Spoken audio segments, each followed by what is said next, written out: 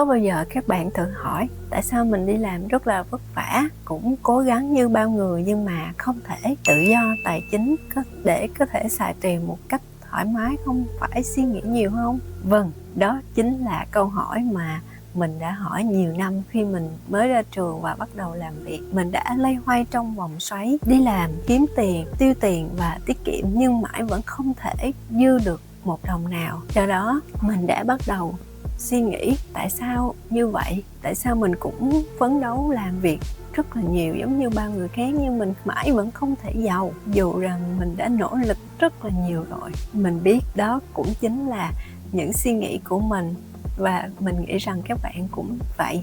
Vì vậy hôm nay mình muốn chia sẻ với các bạn một cuốn sách đã thực sự làm mình thay đổi tư duy về tài chính của mình để mình có thể bước sang một trang mới. Mình đã thay đổi cách kiếm tiền và tiêu tiền để cho một ngày nào đó mình sẽ tự do tài chính trong tương lai. Đó chính là quyển sách Dạy Con Làm Giàu của tác giả Robert Kiyosaki. Đây là một quyển sách được bán chạy trên thế giới và đã làm thay đổi tư tưởng của hàng ngàn độc giả trên thế giới về tư duy kiếm tiền đó các bạn. Nào, hãy cùng mình đi vào khám phá xem trong quyển sách này có gì mà đã làm thay đổi tư duy kiếm tiền của mọi người để hướng đến tự do tài chính nha. Nào, bắt đầu thôi.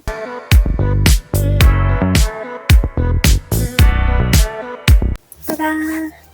Đây chính là những quyển sách đã làm thay đổi cuộc đời mình, thay đổi tư tưởng, tư duy kiếm tiền của mình. Sau nhiều năm vất vả vật lộn với lại công việc, cứ làm việc kiếm tiền, làm việc kiếm tiền nhưng mãi vẫn không thể tìm cho mình một định hướng, một công việc mà mình yêu thích để gọi là làm cho bản thân mình chứ không phải là làm cho người khác. Mình đã suy nghĩ rất nhiều và cuối cùng may mắn sao mình đã gặp được quyển sách này. Trong loạt tác phẩm Dạy Con Làm Giàu là có tất cả 13 quyển nhưng mà mình chỉ mới sưu tầm được 2 quyển thôi, vì mình thấy rằng 2 quyển này là tập hợp những cái gì cốt lõi nhất và tinh túy nhất để giúp mình thay đổi cách suy nghĩ và tư duy kiếm tiền của mình. Cho nên mình muốn giới thiệu đến các bạn. Quyển thứ nhất có tựa đề là Để Không Có Tiền Vẫn Tạo Ra Tiền. Đây là quyển thứ nhất. Còn quyển thứ hai là có tựa đề là Dạy Con Làm Giàu, Cách Sử Dụng Đồng Vốn. Đây cũng là quyển rất là hay. Nhưng đây là quyển cơ bản.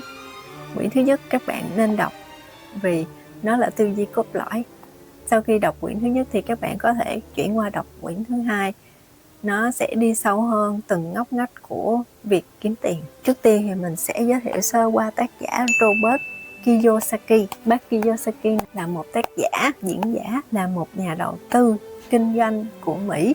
Ông sinh năm 1947. Ông nổi tiếng với quyển sách Rich Dad Poor Dad, hay còn gọi là Cha Giàu, Cha Nghèo, lần đầu vào năm 1997. Cuốn sách này đã trở thành một trong những tác phẩm tài chính bán chạy nhất trên thế giới và có sức ảnh hưởng đến hàng ngàn độc giả trên thế giới. Trong sự nghiệp viết sách của ông thì có tất cả là 27 quyển sách, nhưng mà nổi bật nhất là 3 quyển sách về đầu tư, đó là Cha Giàu, Cha Nghèo, Rich Dad Poor Dad, Cash Flow Quadrant và Rich Dad Guide to Investing. Đây là tác phẩm nổi tiếng trên thế giới, thay đổi tư duy của mọi người trên khắp thế giới về đầu tư và quản lý tài chính. Điểm nổi bật của cuốn sách là tư duy về kiếm tiền, đầu tư, tài sản và tích sản và cách người giàu suy nghĩ. Có bao giờ các bạn suy nghĩ là tại sao xã hội này có những người rất là giàu, họ làm gì, họ suy nghĩ như thế nào mà để giàu như vậy? Thì trong cuốn sách này sẽ giải thích vì sao. Trong quyển thứ nhất, Dạy Con Làm Giàu, Để Không Có Tiền Vẫn Tạo Ra Tiền. Đây chính là cuốn sách nên có cho các bậc phụ huynh và tất cả những đứa trẻ tìm đọc và suy nghĩ. Trong quyển sách này sẽ chỉ cho các bạn cách mà những người giàu sử dụng tiền như thế nào và làm sao để họ giàu đến như vậy. Trong quyển thứ nhất, giả Robert Kiyosaki đã chia sẻ với lại các bạn độc giả rằng cuộc đời của mình đã có 2 người cha, một người cha ruột và một người cha nuôi. Thì cha nuôi của ông là người thay đổi tư tưởng kiếm tiền của ông, vì cha nuôi của ông là làm việc trong kinh doanh tài chính. Suy nghĩ của ông rất khác biệt và là người đã dìu dắt ông đã bước vào con đường đầu tư. Còn người cha ruột của ông là ông cho rằng đó là cha nghèo, vì cha ruột của ông theo tư duy truyền thống ngày xưa là luôn luôn có một công việc ổn định để kiếm ra tiền và làm công việc này đến suốt đời. Vì vậy, mỗi người cha đã cho ông một tư duy kiếm tiền khác nhau. Nhưng mà người có sức ảnh hưởng với ông nhất đó chính là vị cha giàu. Vì người cha giàu này đã dạy cho ông biết đi làm không phải vì kiếm tiền mà đi làm là vì đam mê. Và từ cái đam mê này đã mang đến những kinh nghiệm tích lũy cho bản thân mình, một trải nghiệm và những kiến thức để giúp mình có thể từ từ tách rời ra khỏi cái công việc đó và tìm cho mình một công việc mà làm cho bản thân mình để có được tự do tài chính trong tương lai. Một sự khác biệt giữa người giàu và người nghèo đó chính là người giàu không làm việc vì tiền mà họ bắt tiền phải làm việc vì họ. Đó là điểm thứ nhất. Điểm thứ hai là ông đã chỉ ra được sự khác biệt giữa tài sản và tiêu sản, mua tài sản để tạo ra dòng tiền. Thứ ba là tư duy về đầu tư, kinh doanh và học hỏi không ngừng nghỉ. Thứ tư là quan trọng của giáo dục tài chính. Bạn sẽ không học được bất cứ tư duy tài chính nào ở nhà trường. Nhà trường chỉ dạy cho bạn kiến thức, những cái kiến thức cơ bản cốt lõi để bạn có thể vững chắc bước trên con đường sự nghiệp của mình, chứ không dạy cho bạn về tài chính. Khi mà mình đọc từ đầu quyển sách thì mình cảm thấy nó rất là giống với bản thân mình ngày xưa. Ngày xưa thì mình cũng giống như tất cả mọi người vậy. Mình cũng đi làm, kiếm tiền rồi để dành một cái khoản tiết kiệm đó để về già có thể an tâm nghỉ dưỡng và về hưu.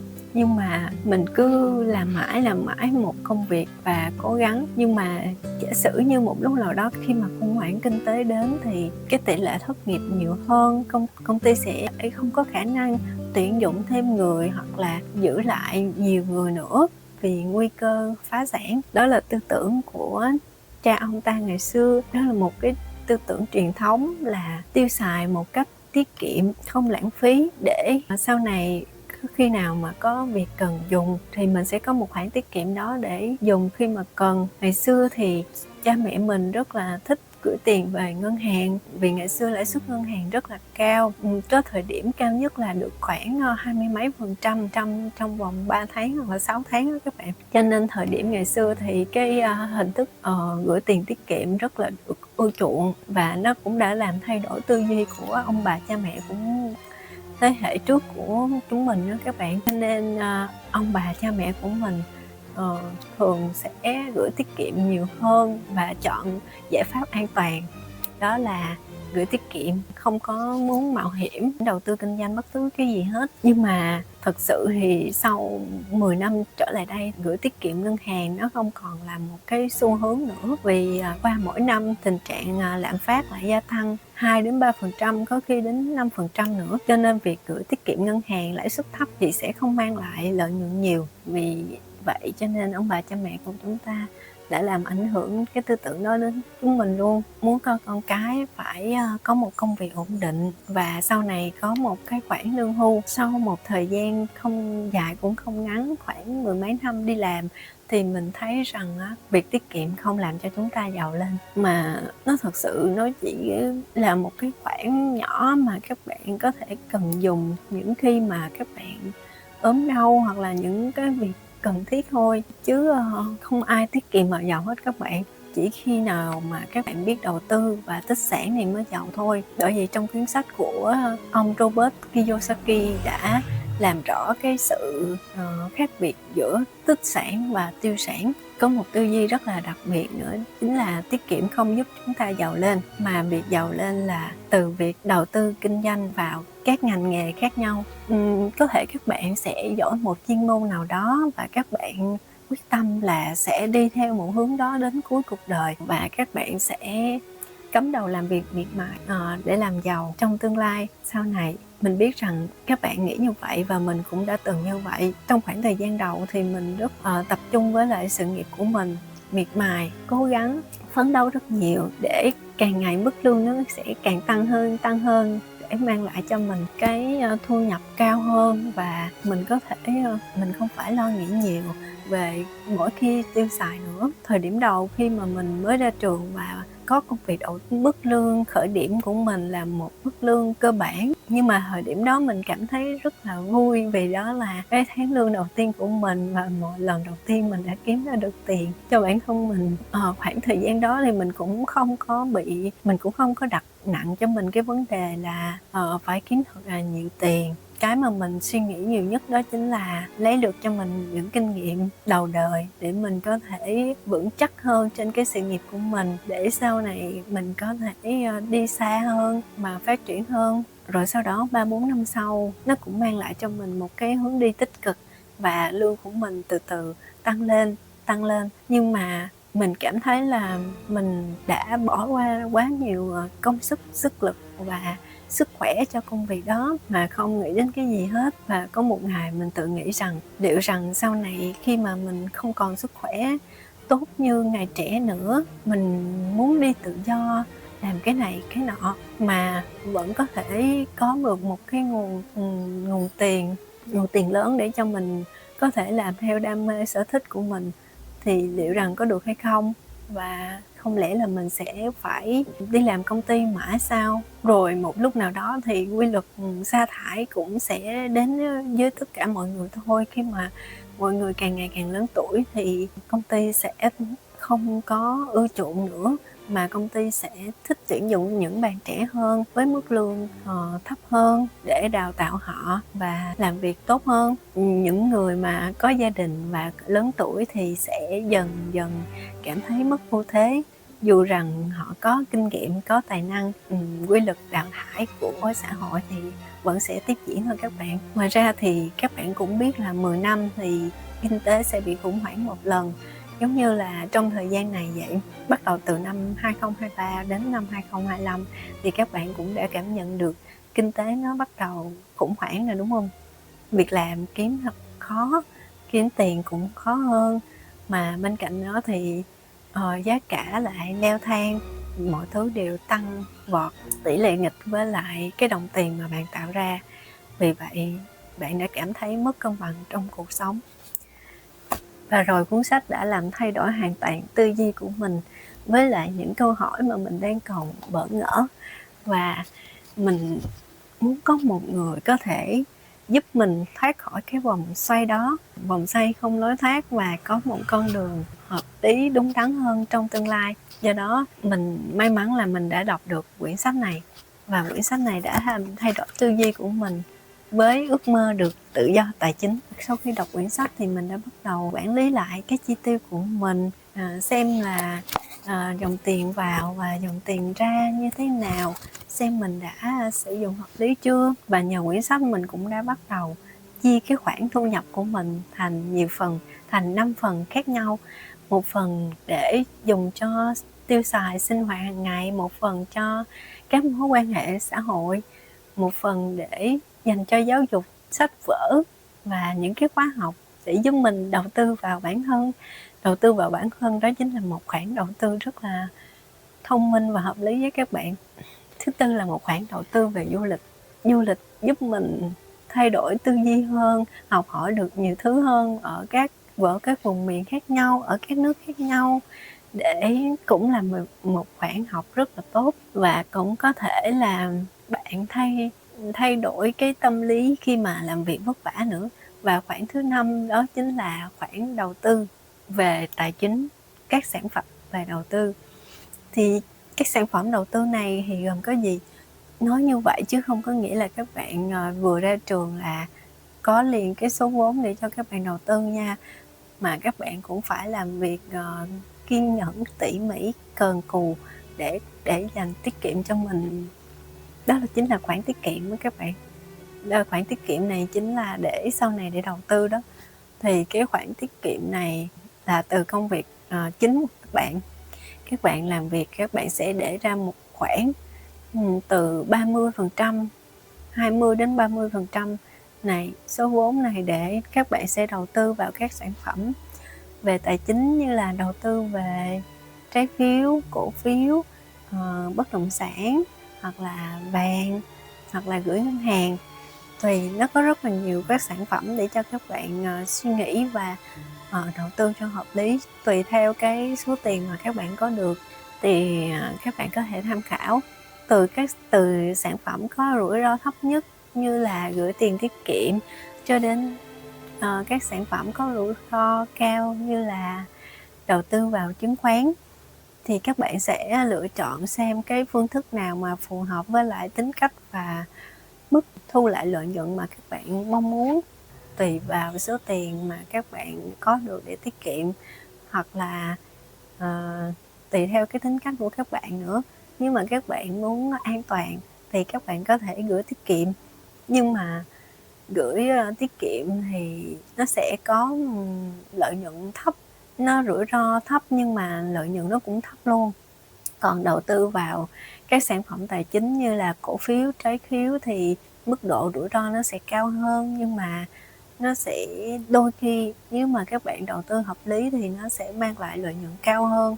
Nhưng mà cái này cần phải nghiên cứu kỹ nha các bạn, cần phải nghiên cứu kỹ và suy nghĩ một cách rất là thấu đáo và kỹ càng, vì nó mang lại rủi ro cao á các bạn. Còn nếu những bạn mà có được số vốn nhiều hơn thì có thể đầu tư vào đất đai hoặc là căn hộ, nhà ở vân vân. Nó có rất là nhiều khoản đầu tư thu nhập, bởi vì thu nhập từ một nguồn thì không mang lại cho các bạn được sự tự do về tài chính, mà những nhà giàu, những người thành công thì họ luôn đầu tư vào nhiều ngành nghề khác nhau và có nhiều nguồn thu nhập khác nhau. Những lúc mà họ ngủ thì tiền vẫn vào trong túi của họ, vì họ biết cách kiếm tiền thụ động đó các bạn. Đó chính là nguồn thu nhập thụ động. Nguồn thu nhập thụ động rất là quan trọng nha các bạn. Khi mà các bạn còn trẻ, còn sức khỏe, còn đam mê, còn nhiều sáng tạo thì các bạn có thể làm nhiều việc để tạo ra cho mình nhiều nguồn thu nhập, rồi từ nguồn thu nhập đó để có thể đầu tư vào các nguồn thu nhập thụ động. Việc đó rất là quan trọng nha các bạn. Mình rất là tiếc vì hồi trẻ mình đã không được tiếp cận sớm hơn với những cái phương thức mà tạo ra tài chính để có thể thay đổi tư duy kiếm tiền của mình. Nhưng mà thật may mắn là dù muộn hơn mọi người một chút, nhưng mà sau đó mình cũng đã thay đổi được tư duy của mình. Hy vọng là trong tương lai sẽ được tự do tài chính.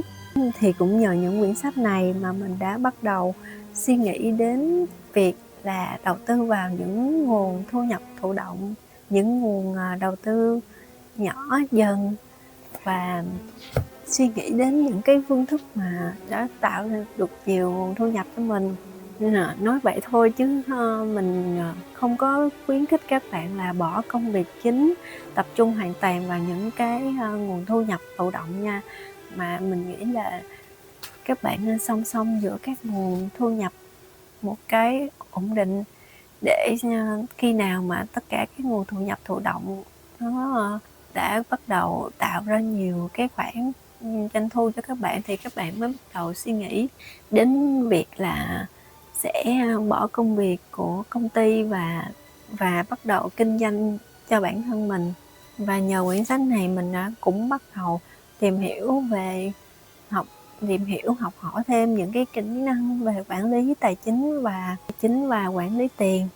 Mình đã dám thoát khỏi cái vùng an toàn của bản thân mình, đó là kiếm một công việc ổn định và làm nó tới già và tới khi có một lương hưu cho mình, mà đã bắt đầu bước ra một cái vùng biển lớn hơn, vùng nước lớn hơn, giống như là một con cá nhỏ bơi từ một cái ao, vũng nước nhỏ để ra biển lớn. Thì đó các bạn, chấp nhận thử thách, chấp nhận rủi ro để có thể phát triển hơn và mang lại cho mình những cái thu nhập lớn hơn, chứ không phải là phụ thuộc duy nhất vào một nguồn thu nhập. Thì nó không có, mình cứ nghĩ là nó ổn định nhưng mà thực sự là nó không có ổn định đâu các bạn, vì làn sóng sa thải rất là nhiều và làn sóng thất nghiệp cũng rất là cao trên cả thế giới nữa, do kinh tế bị khủng hoảng mà các bạn.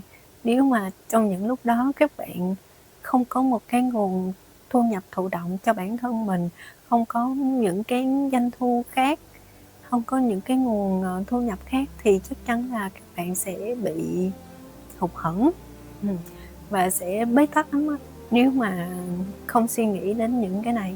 Do đó là thật sự mình cũng cảm thấy là mình may mắn khi đã được đọc cái quyển sách này từ sớm và đã thay đổi tư duy của mình, và mình đã dám bước ra khỏi vùng an toàn để đi vào những cái và để chấp nhận những cái thử thách mạo hiểm hơn. Nhưng mà mình nghĩ rằng dù mạo hiểm, dù là mình có thể thất bại đó, nhưng mà chắc chắn là nhiều thất bại chắc chắn này sẽ là mẹ của thành công, đúng không? Bây giờ không thành công nhưng mà tương lai sẽ thành công hoặc là không thành công thì cũng sẽ thành nhân. Mà mình cũng muốn chia sẻ cho các trẻ đừng sợ bắt đầu từ con số 0, mà cũng đừng ngại thử thách hoặc là khó khăn, vì những cái thách thức và khó khăn đó sẽ làm cho bạn mạnh mẽ hơn, cứng rắn hơn để có thể là bước qua được những cái khó khăn trong tương lai. Vì mình đã đọc được một câu là áp lực lớn thì sẽ tạo ra kim cương, nên là các bạn đừng có lo lắng là mình sẽ không biết bắt đầu từ đâu, và mình bắt đầu từ con số 0 thì liệu rằng có thành công hay không. Vì mình cũng chỉ có một chút kinh nghiệm đó để chia sẻ cho các bạn thôi.